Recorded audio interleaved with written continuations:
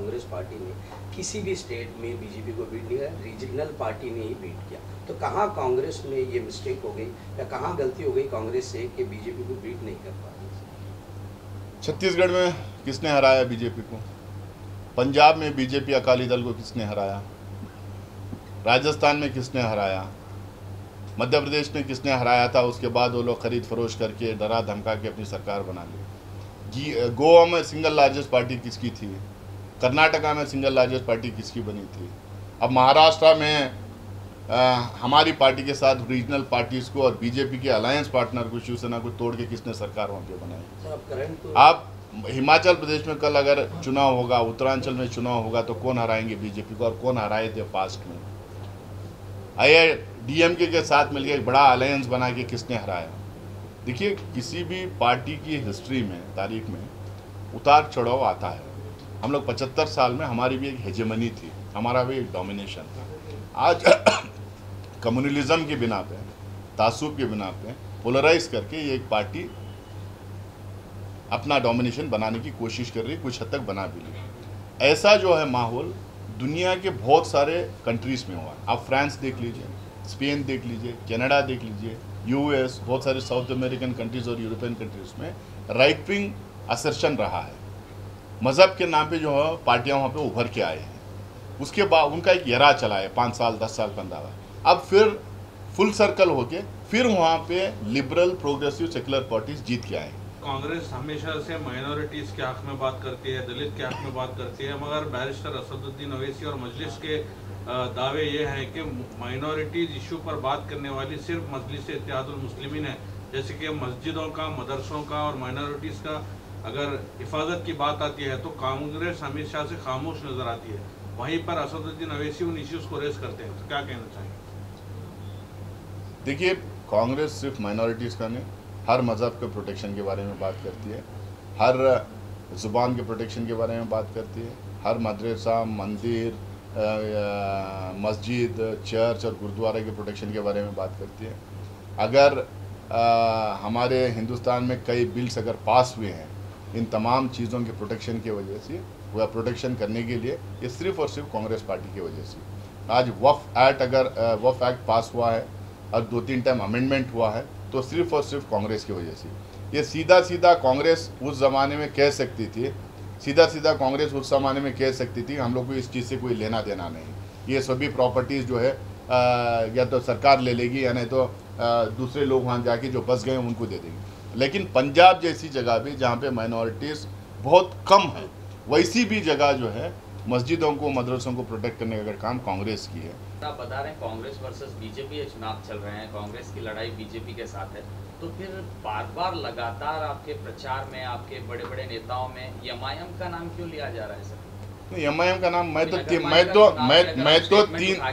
मैं तीन जिला प्रभारी मंत्री प्रकाश पाटिल जी, प्रियांक खड़गे जी या फिर जो भी स्टार कैंपेनर्स हैं, हर स्पीच में एमआईएम का नाम लिया गया है। तो क्या लड़ाई एमआईएम वर्सेस बीजेपी है या फिर direct Congress versus BJP? Sir, मैं 3 दिन से यहाँ पे कैंपेन कर रहा हूँ, मैंने कभी एमआईएम का नाम नहीं लिया जी। एमआईएम के बारे में मैंने बोला मैंने बोला, लेकिन मैं जवाब दिया, मैं एमआईएम का जवाब दिया। एमआईएम के तरफ से कांग्रेस के खिलाफ दुष्प्रचार अगर हो रहा है, गलत अफवाहें फैलाए जा रहे हैं, हम लोगों को बदनाम किया जा रहा है, उसका तो जवाब देंगे ना। वो एमआईएम हो, जेडीएस हो, इंडिपेंडेंट कैंडिडेट हो, कोई अकेला आदमी है, कोई भी है, आएंगे ये कहीं से, यहाँ पे गंद फैलाएंगे, झूठ बोलेंगे, झूठ पे झूठ बोलते रहेंगे, तो हम देखते रहेंगे थोड़ी? हम लोग भी तो सफाई देंगे, उसका जवाब देंगे, हम लोग भी सवाल खड़ा करेंगे उनको। ये नुकसान पहुंचाते रहे सेकुलर फोर्सेस को, हम चुपचाप देखते रहे। हमारी लड़ाई इस देश में सेकुलरिज्म को बचाने की है, हमारी लड़ाई बीजेपी को इस देश से उखाड़ फेंकने की है। इसीलिए हम लोग हर जगह उनके खिलाफ हेड ऑन हम लोग ले रहे हैं। ये फर्स्ट टाइम जो है खमरुल इस्लाम साहब के बगैर जो है गुलबर्गा में इलेक्शन हो रहा है, जैसे भी आप बताएं, तो आप यहाँ पर काफ़ी 3-4 दिन से यहाँ पे कैंपेनिंग कर रहे हैं, खुसूसन मुस्लिम अक्सरियत इलाकों में आपने कैंपेनिंग ज़्यादातर देखी है, तो क्या फ़र्क नज़र आया आपको उस टाइम की कैंपेनिंग में जब आप खमर साहब के साथ में जब कैंपेनिंग होती थी और अब, और उनके नाम का, उनके लेगेसी का अब तक क्या आपको असर यहाँ पे नज़र आ रहा है?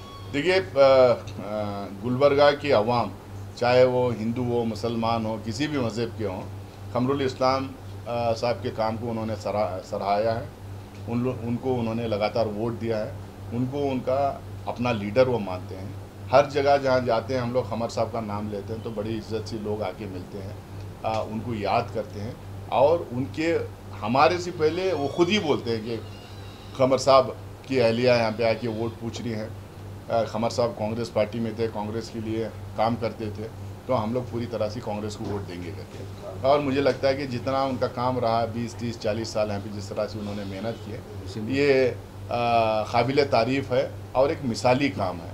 और हर पॉलिटिशियन को, चाहे वो हमारी कम्युनिटी का है या नहीं दूसरी कम्युनिटी का हो, खमर साहब के काम से हम लोगों को सीखना चाहिए, लोगों को जोड़ के रखने का, लोगों के भलाई के लिए काम करने का और लोगों से जुड़ के उनके मुद्दों को उठाने का जो है, जो उनका एक सिलसिला यहाँ पे बना रहा था, उसको हम लोगों को याद रखने का। कितने सीट आएंगे सर? उत्तर में आपके विधायक भी हैं 32 सीट। मैं उत्तर देखो यार, नॉर्थ या साउथ नहीं बोलूंगा, नॉर्थ साउथ नहीं बोलूंगा, हिंदू मुसलमान नहीं बोलूंगा, ये जात वो जात नहीं बोलूंगा।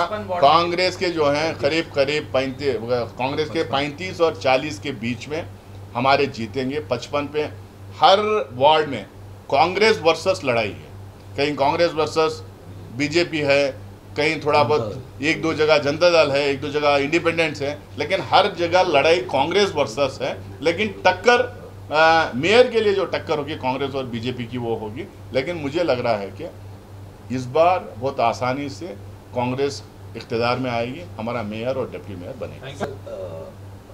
जस्टिस नागमोहन की अगर आप रिपोर्ट देखेंगे तो सर्वे करने के बाद एक 22 पॉइंट समथिंग रिजर्वेशन माइनॉरिटीज़ के लिए था, तो उन्होंने और 4% रिजर्वेशन बढ़ाने की बात की। तो क्यों मुस्लिम कम्युनिटी के रिजर्वेशन की बात कांग्रेस की तरफ से नहीं होती? देखिए, अगर कर्नाटका में अगर रिजर्वेशन किसी ने दिया तो उसको कांग्रेस पार्टी की वजह से मिला है। सोशियो इकोनॉमिक पैरामीटर्स के आधार पे हम लोगों ने रिजर्वेशन यहाँ पे दिया है।